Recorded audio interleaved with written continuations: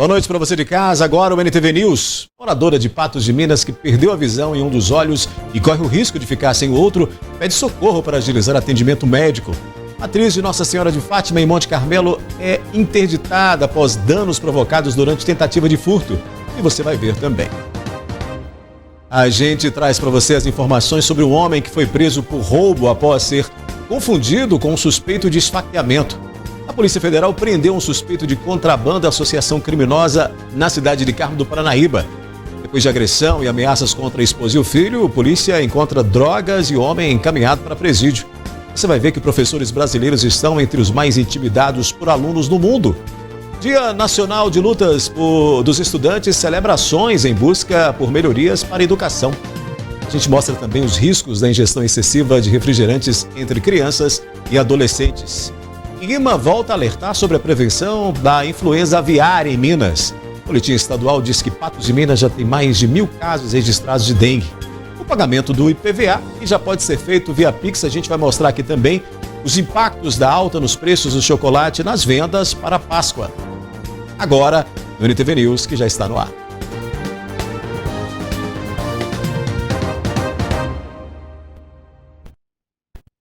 Um homem foi preso após tentar roubar uma caminhonete no bairro Nossa Senhora das Graças. Ele chegou a ser confundido pela polícia com o suspeito de esfaquear uma mulher na tarde de ontem.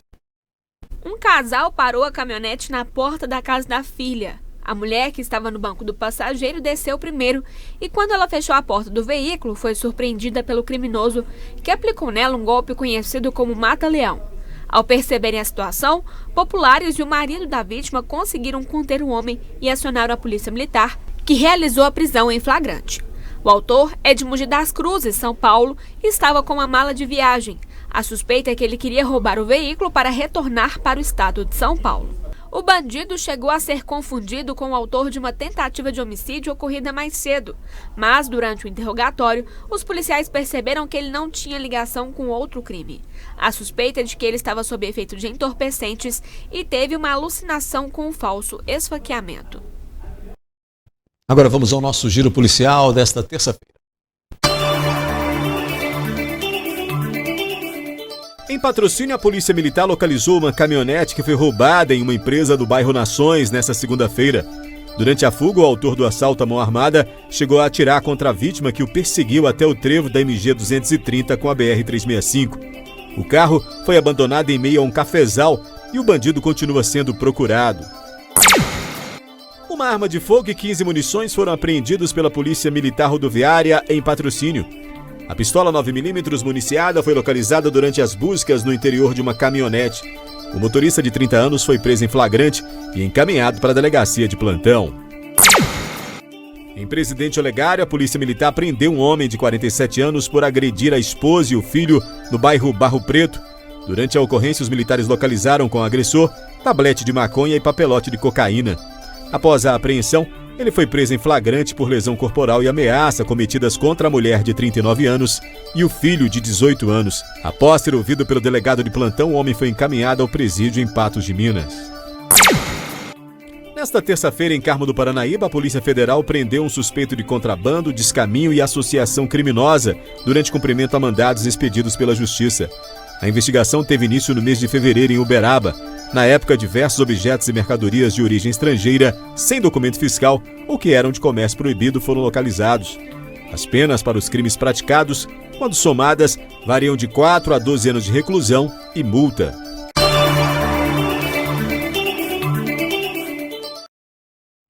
Depois do intervalo aqui no News, professores brasileiros estão entre os mais intimidados por alunos no mundo. E Dia Nacional de Lutas dos Estudantes celebra ações de busca por melhorias para a educação.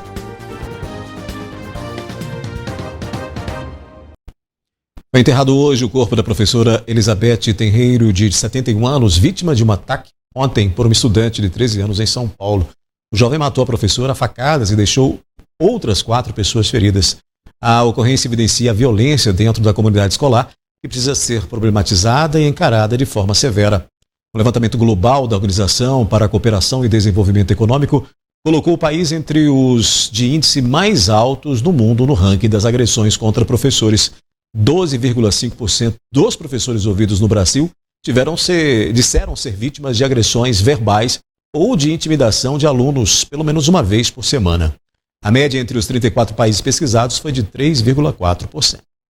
Mais um ataque que se soma a tantos outros na escalada da violência nas escolas no país. Dados divulgados pelo Instituto Sou da Paz revelam que este é o 13º ataque a escolas em todo o país nos últimos 20 anos.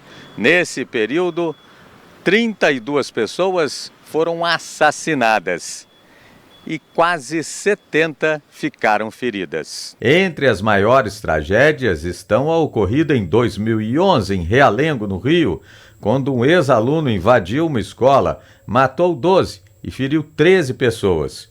E a de março de 2019 em Suzano, na Grande São Paulo, quando 2 ex-alunos entraram na escola e mataram 10 e feriram 11 pessoas. Os autores do atentado se suicidaram após a tragédia. Recentemente, em novembro do ano passado, Aracruz, no Espírito Santo, também teve seu dia de terror, quando um adolescente matou 3 pessoas e feriu outras 13.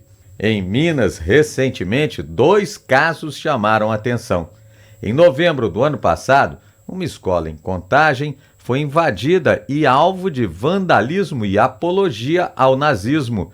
O ato, inspirado no jogo de videogame, teria várias etapas. O último nível seria o assassinato de professores e alunos. E na última quinta, no Vale do Mucuri, mais uma ameaça assustou a comunidade escolar. Uma pichação nos muros da escola, anunciando uma chacina, trouxe mais medo ainda. Mas, de acordo com a polícia, o ato não passou de uma brincadeira de mau gosto, incentivada por um desafio no TikTok. Absurdo, né? 28 de março marca o Dia Nacional de Luta dos Estudantes Brasileiros. A data foi um marco para dar voz a milhares de alunos que buscarem e ainda buscam melhorias para a educação no país. Natália, hoje socióloga, participou de muitos movimentos estudantis na época de faculdade e presenciou como as manifestações deram voz a diversos alunos em demandas que vão desde a estrutura física das instituições de ensino até questões sociais e de integridade do estudante. A gente teve um processo também de escrever a ouvidoria da UFMG hoje em dia, que é pensando aí, né, como acolher esses casos de assédio, de racismo que podem acontecer dentro do campus, né? Como pensar também ações educativas. Então, acredito que isso foi bastante importante. Quando a gente era do DCE também, a gente lutou contra a portaria 034, que era uma portaria da UFMG que impedia festas no campus. Então, a gente foi discutir o que seriam essas festas no campus, né? A gente foi conversar sobre como era importante fomentar a cultura também nesse espaço universitário e construímos a primeira virada cultural aí de universidades do país e foi muito interessante, onde os próprios estudantes da UFMG mostravam aí as suas artes. 28 de março marca o Dia Nacional de Lutas de Estudantes Brasileiros. A data surgiu pelo fato que, durante o regime militar, no Rio de Janeiro, um estudante de 18 anos foi assassinado durante uma manifestação pelo preço alto de refeições no restaurante da cidade. Desde então, atuar nesses movimentos tem se mostrado uma estratégia efetiva para garantir que mudanças ocorram na educação de modo geral, que melhorias sejam feitas e que a classe estudantil seja ouvida. Todos esses movimentos, buscam justamente integrar essas lutas sociais históricas dos jovens, Agora, por exemplo, na nossa atual cronologia, há pouco mais de 2 semanas nós tivemos a luta lá dos estudantes lá no estado de São Paulo, em Minas Gerais, em vários outros estados da federação, a respeito da revogação do ensino médio. né, do novo ensino médio, que foi imposto pelo governo, mas que os próprios estudantes estão vendo que não é uma realidade adaptável à Base Nacional Curricular Comum, e muitos estão trabalhando por essas revogações. Então, a melhoria escolar, a melhoria na alimentação, menos alunos em sala de aula, uma melhoria no material didático, né, a valorização do próprio profissional. Quando a gente pensa de entrar, a gente precisa também pensar como permanecer, né, como esse estudante sai formado dessa universidade e também é absorvido pelo mercado de trabalho e sai formado não só para exercer uma profissão, mas formado enquanto ser humano. E quando a gente pensa nisso, a gente precisa pensar, né, como que é o bandejão, qual é o preço do bandejão, tem acesso à alimentação, esses estudantes, né? Tem acesso a bolsas com que eles possam trabalhar em projetos de extensão, de pesquisa, e a moradia universitária. Que a gente está falando, por exemplo, de como que a gente consegue trazer esse estudante, por exemplo, que é do interior ou que é de outro estado e vai fazer a faculdade, né, em outro estado, como é que ele permanece? Consequência também de se atuar nesses movimentos é manter essa mesma voz ativa para além do ambiente escolar e acadêmico, em quaisquer reivindicações de direitos humanos. A juventude é a base de uma nação desenvolvida, né? Nós vemos, por exemplo, na França agora, as grandes manifestações que estão tendo lá por causa da reforma trabalhista, por causa da reforma da Previdência. Na Alemanha essa semana está tendo, na Ucrânia, né, houve várias manifestações, aqui no Brasil em 2013, em 2016, em 2018, agora recentemente em 2020, em 2022, tudo com base na juventude. Então, esse clamor, essa voz da juventude, ela demonstra o quanto que a própria juventude tem fome de mudanças, né? Porque ser jovem é justamente ter esse foco na mudança, na melhoria, porque, afinal de contas, o futuro é inteiramente deles, né? E não é difícil integrar algum desses grupos. A pessoa interessada pode começar com grupos pequenos nas escolas e até procurar orientação na União Nacional dos Estudantes por meio do site da instituição ou até das redes sociais. Se organize. E como se organiza? Né? A gente se organiza, a gente junta um grupinho na escola ou no bairro, né? Como um todo, a gente pode se organizar na sociedade. E pensando dentro dessa lógica do movimento estudantil, junta seu grupinho, funda o seu grêmio escolar ou reativa o grêmio, né? Procura a União Nacional dos Estudantes. A União Nacional dos Estudantes, a UNE, né? Essa instância nacional, e ela tem suas representações estaduais, como a UEE, essa União Estadual dos Estudantes. Dá uma olhada no site da UNE, o Instagram, dá uma olhada nas pautas, vê como que vocês podem entrar em contato. Daqui a pouco, aqui no News, matriz de Nossa Senhora de Fátima em Monte Carmelo será interditada após danos provocados durante tentativa de furto. Mulher que perdeu a visão em um dos olhos e corre o risco de ficar sem o outro pede socorro para agilizar atendimento médico. Em Monte Carmelo, na madrugada de hoje, uma igreja foi invadida no bairro Jardim Montreal. O invasor não conseguiu levar os materiais, mas deixou um rastro de destruição. Na manhã desta terça-feira, os cuidadores da matriz Nossa Senhora de Fátima se depararam com o telhado por onde o invasor entrou bastante danificado, além de estragos em portas e objetos espalhados em várias dependências. Logo pela manhã, a gente descobriu que a igreja tinha sido arrombada, né? Entraram pelo teto da igreja e arrombaram a igreja, destruindo as coisas que tinham lá. Então é uma notícia de verdade muito triste. Nós encontramos a igreja toda destruída, cada coisa, gavetas reviradas, o sacrário foi violado, foi aberto, retirado do lugar e ele é parafusado. Mas não, graças a Deus, não mexeram com as hóstias, não houve profanação eucarística. Já retirei de lá, já coloquei aqui na igreja de Nossa Senhora de Fátima, fiz a purificação do sacrário, mas tentaram levar bujão de gás, purificador de água, tubos do ar-condicionado que são de cobre, ventilador, mas não conseguiram efetuar o roubo. Mas ficou o prejuízo material muito grande, né? O sacrário nós vamos ter que comprar outro, o telhado nós vamos ter que reformar, o forro, o telhado do salão de encontros, tudo isso foi destruído, né? Quebraram uma cruz, destruiu a aparelhagem de som que tentaram levar, destruiu o local onde que fica, né? Reviraram as coisas todas. Então, assim, mas não houve a efetivação do roubo, mas fica o prejuízo material da destruição e do vandalismo que fizeram dentro da igreja. A tentativa de furto foi comunicada à polícia, que busca informações para tentar identificar e localizar o invasor da matriz de Nossa Senhora de Fátima. Imediatamente nós chamamos a polícia, logo de manhã, a polícia veio, nos atendeu prontamente, fizemos o boletim de ocorrência, notificamos o que aconteceu, mostrou tudo, a polícia foi notificada e tirou foto de tudo, né, para que aumente ali o policiamento ali naquela área. A situação dessa é uma situação delicada, porque é um templo religioso para nós, né? É um templo sagrado, isso é quase que uma profanação do templo sagrado. Não houve a profanação eucarística, que é muito grave, né? Eu já liguei para o bispo, já informei ele imediatamente sobre a realidade do que aconteceu. Agora é rezar e correr atrás do prejuízo material, né?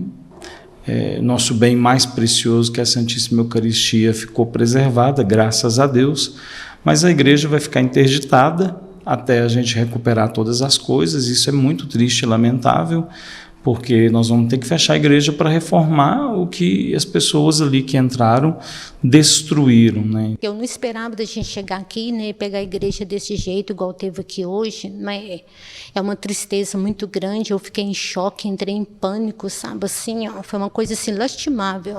O administrador da igreja lamentou a invasão do templo religioso, que terá que passar por interdição para as reformas dos danos provocados durante a tentativa de furto. A gente lamenta muito o que aconteceu, principalmente, primeiro, pelo prejuízo material, claro, e o prejuízo espiritual, que a igreja vai ficar fechada por enquanto até reformarmos.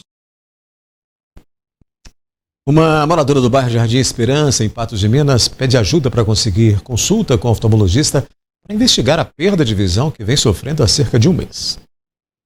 Neide descobriu um problema de visão há cerca de um mês.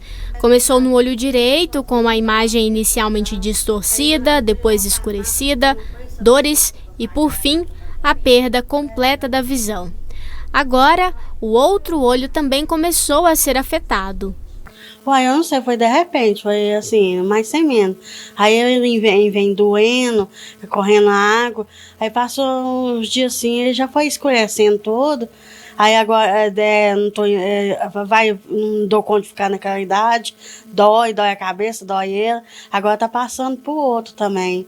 A mulher procurou atendimento médico na unidade de saúde da família do bairro dela e foi informada pelo clínico geral que poderia se tratar de catarata. Em seguida, foi encaminhada para atendimento com o oftalmologista. Entretanto, ela também foi informada que há cerca de 2.000 pessoas na fila de espera. Depois eu fui lá de novo e falou que tem 2.000 pessoas na minha frente ainda, para depois me olhar. Aí eu tô passando mal demais. Sem trabalhar, ela e a família também têm passado por dificuldades. Por isso, não consegue pagar uma consulta particular. Preocupada com a demora e com a possibilidade de perder a visão completamente, ela pede ajuda para conseguir um atendimento com o médico oftalmologista mais rápido, seja pela rede pública, seja pela rede particular. Quem puder ajudá-la pode entrar em contato pelo telefone 349-9697-5563. Aqui em casa é difícil, é eu doente, meu marido doente, meu menino tem autismo, eu tenho uma farmácia que está atrasada, eles estão só cobrando de nós e nós não dá conta de pagar. É só nós três que vivemos assim, mas aí eu estou procurando essa ajuda, quem puder me ajudar, a população de Patos me ajudar, eu gostaria que me ajudasse, quem puder. A Prefeitura informou por meio de nota, eu vou abrir aspas, que a partir das informações inseridas No pedido pelo médico que atendeu a paciente, ela entrou na fila de espera como baixa prioridade e está hoje na colocação 2.172. Realmente há mais de 3.000 pessoas à espera de consulta oftalmológica. 3.000 pessoas, diz o texto, à espera de consulta oftalmológica. Número esse que, segundo a Prefeitura, vem sendo reduzido por meio de mutirões de atendimento. Ainda conforme o texto, vou abrir aspas novamente, caso a paciente esteja com piora no quadro de saúde, e ela está, deve retornar à unidade de saúde da família de referência para que o médico reinsira as novas informações clínicas, podendo assim a prioridade dela no sistema ser alterada, fecho aspas. Caso, ela já perdeu, né?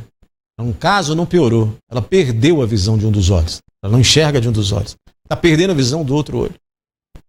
E aí, ela não teve essa informação, ela não foi informada corretamente, e aí falha isso.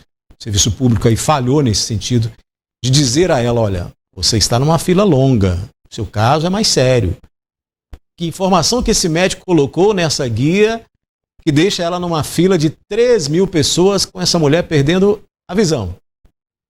Que informação que esse médico captou desta senhora que estava perdendo a sua visão e corre risco de perder a outra, ficar completamente cega? Ele colocou nessa, ou ela, né, não sei se foi médico ou médica, colocou nessa guia, dizendo que ela poderia esperar nessa fila imensa de 3.000 pessoas. Ela é a paciente 2.000 e alguma coisa. É um absurdo tão grande que ela corre o risco de ficar cega e as informações que constam na ficha dela não indicam isso. É um absurdo. E a resposta da prefeitura acaba sendo absurda também, porque aí tem que se investigar, tem que se ir atrás desse setor que fez esse atendimento a ela, desse médico, desses atendimentos que foram ali indicados para ela nessa unidade de saúde, porque ela não foi informada.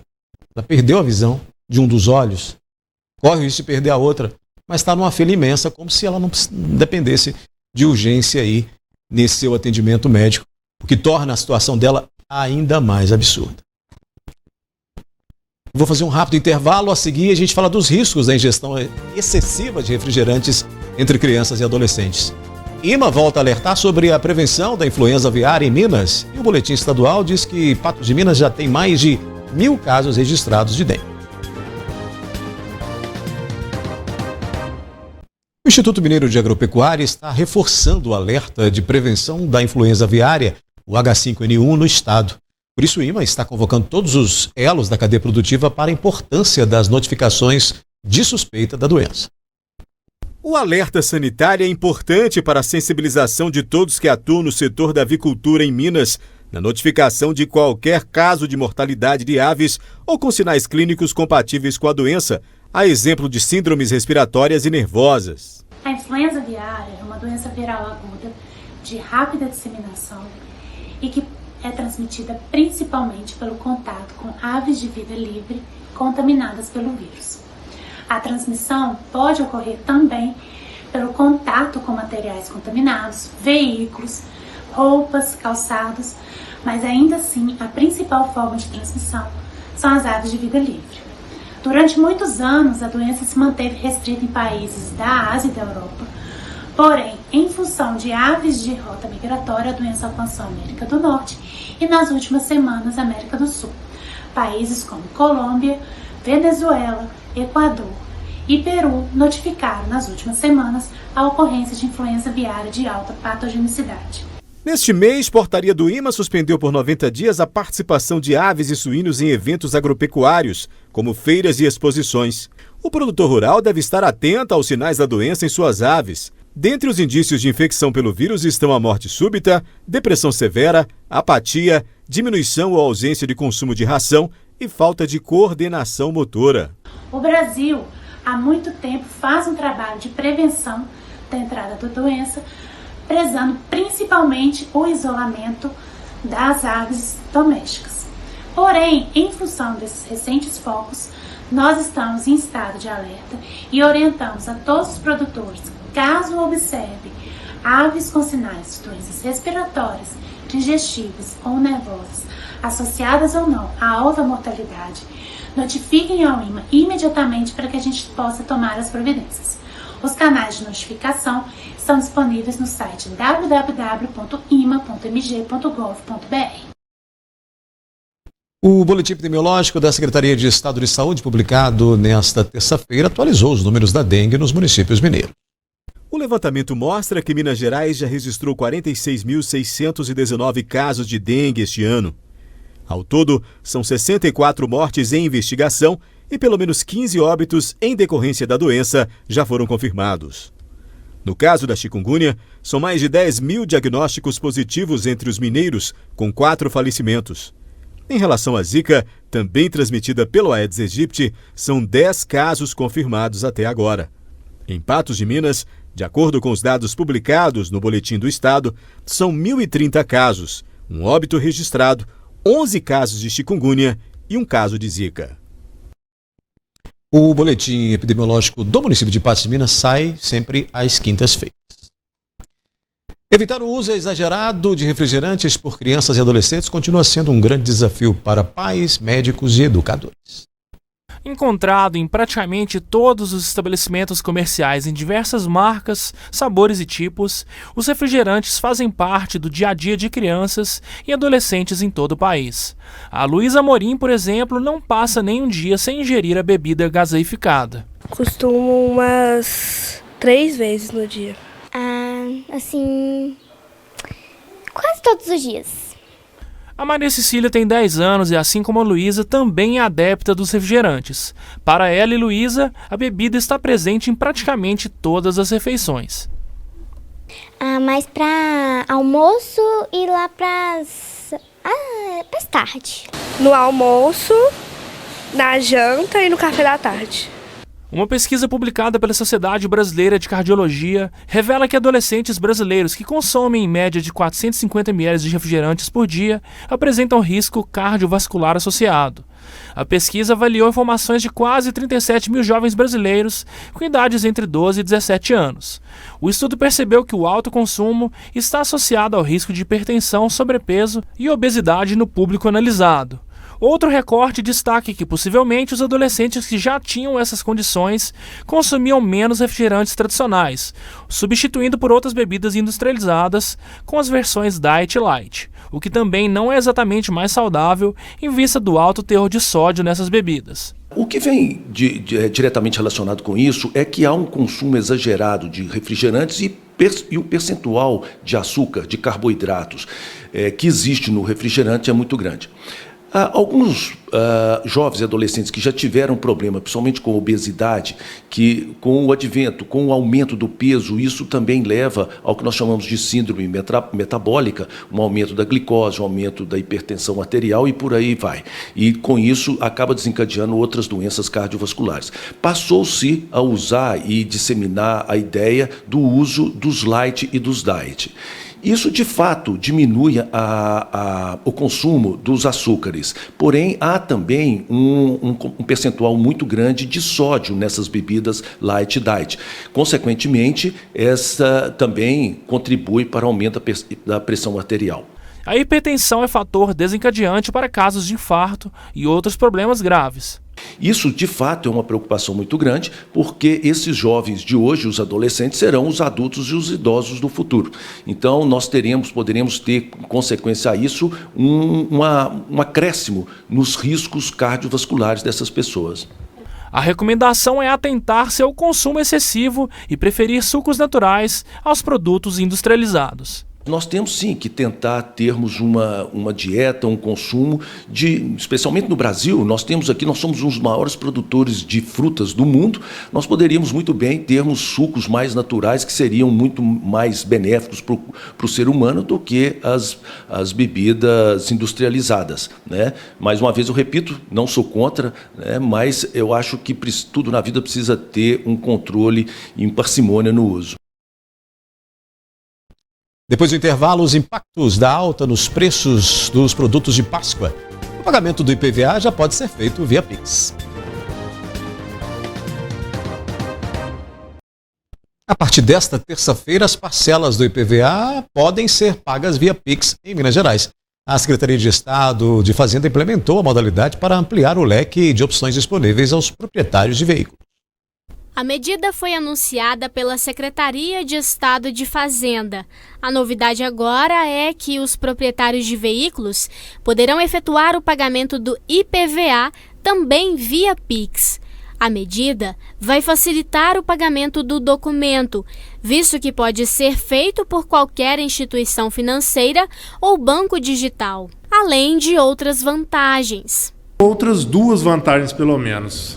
Uma é o fato de agora ser possível o pagamento por meio de fintechs, né, os bancos digitais, que antes não eram. Pelo DAI você não consegue, você só paga nos... Até conseguia, mas como eu disse da última vez que nós estivemos juntos aqui, você conseguia efetuar o pagamento, mas a responsabilidade da transferência do recurso para a Secretaria de Fazenda era do banco conveniado que essa fintech utilizava. Então, você pagando através de uma fintech, seja o Banco Inter, todos esses outros bancos digitais que existem, isso não era garantido, não era reconhecido oficialmente pela Secretaria da Fazenda. Agora, com o Pix, não. Como o Pix ele é uma forma de conexão da Secretaria de Fazenda direto com todas as instituições financeiras, então você pode pagar por meio de qualquer instituição financeira, né? E o dinheiro vai cair. E a terceira vantagem, que é enorme, é o custo para o Estado. Então, esse método veio para trazer uma economia gigantesca para os cofres. O procedimento é bem simples e pode ser feito pelo site da Secretaria, www.fazenda.mg.gov.br. Na área IPVA, o motorista deve acessar a opção Emissão de Guia do IPVA e ali escolher a opção de pagamento.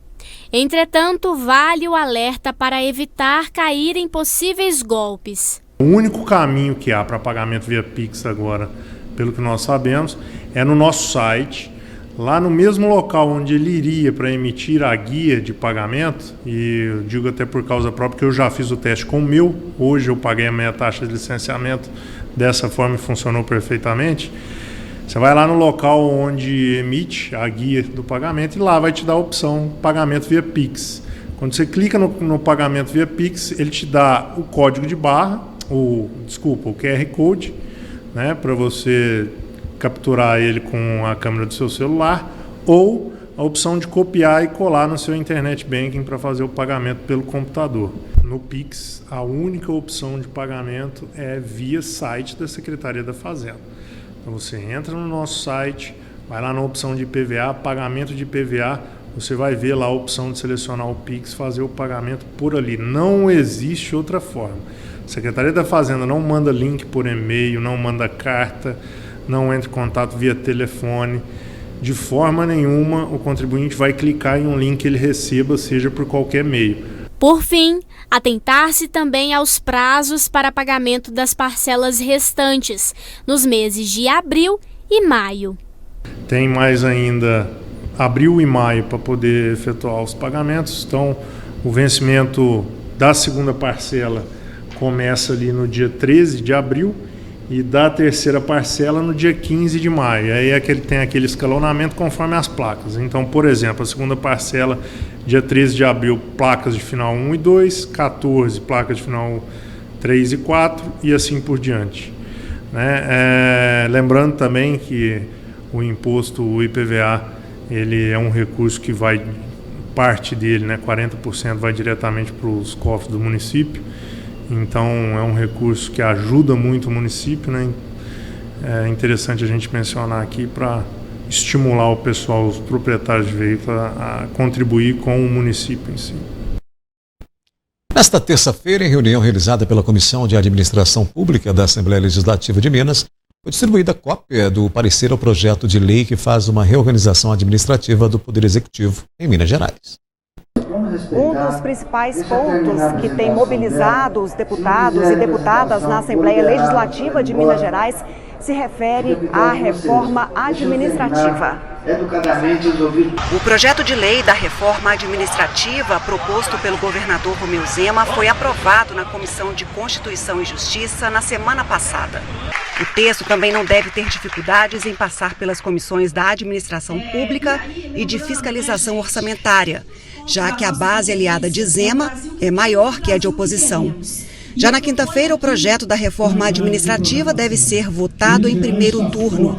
Nesta terça-feira, servidores públicos de áreas como saúde, educação, meio ambiente e segurança lotaram o auditório da Assembleia Legislativa de Minas Gerais e manifestaram descontentamento com a reorganização administrativa proposta pelo governador. O governador, com essa reforma, ele envia para a Assembleia esse PL 358 de 2023, que retira a autonomia dada pela Casa, ou seja, é um projeto inconstitucional, é um projeto a qual não deveria nem ter passado na CCJ, porque ele fere o princípio da separação dos poderes, onde o executivo ele não pode interferir no legislativo. E o governador ele não ouve, a segurança pública, a educação, e ele não senta para negociar conosco.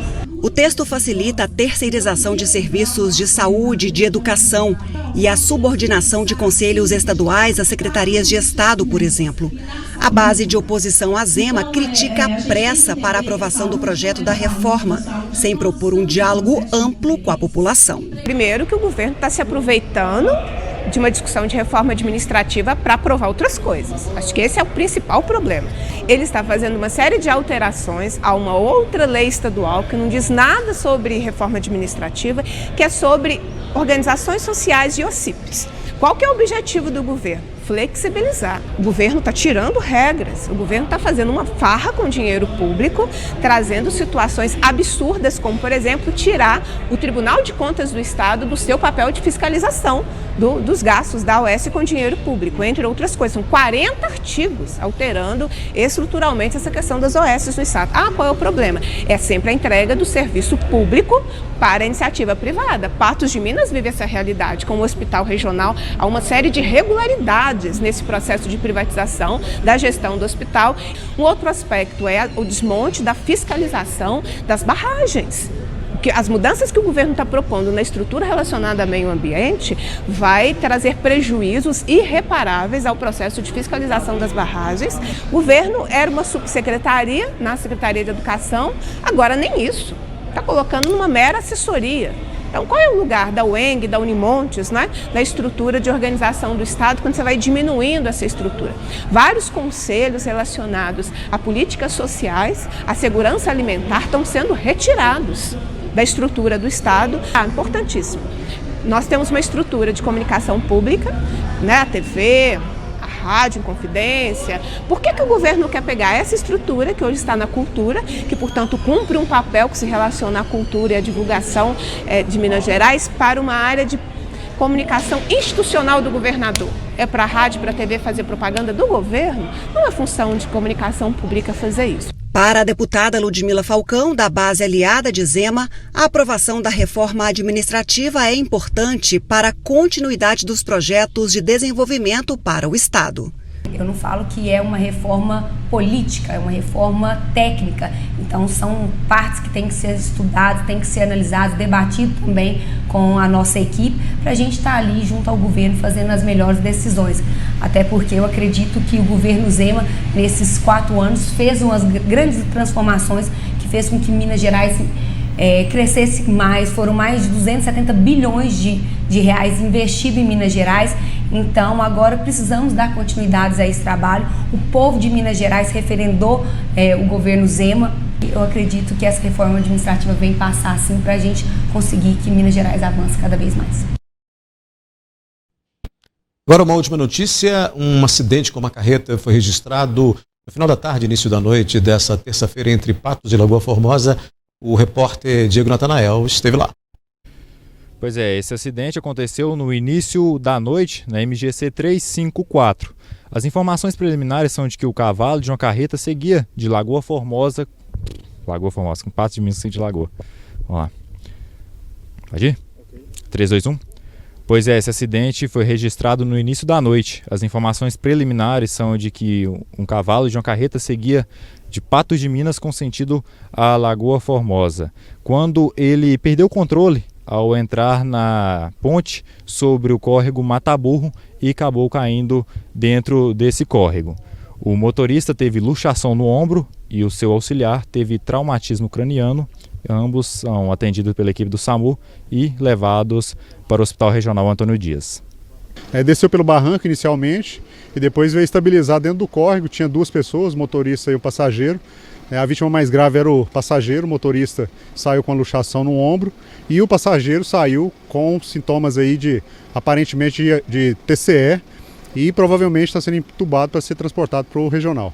O tenente-coronel Duarte, do Corpo de Bombeiros, deu dicas para os motoristas para quando ocorrem essas pancadas de chuva, como foi o caso de hoje no final da tarde. Apesar de ter sido rápida, foi um grande volume de água e foi suficiente para molhar bastante, tanto a BR, tanto também em algumas áreas de Patos de Minas. Estava só o cavalo mecânico, né? Esse período de chuva, quando essa rodovia recebe chuva, a gente tem um índice de acidente aí que a gente tem que observar, né? Os motoristas que trafegam por aqui já sabem desse perigo. Então nós recomendamos, inclusive, para os motoristas redobrarem a atenção em momentos que a pista está seca e de repente vem uma chuva, redobrar a atenção do veículo à frente, né? Qualquer parada brusca pode gerar um movimento repentino aí do motorista e ocasionar, como aconteceu aqui, essa saída de pista, né? Outras notícias você acessa o portal patujá.com.br. Amanhã eu te encontro novamente às 11h30 no 30 Minutos e à noite aqui no NTV News às 19 horas. Até lá.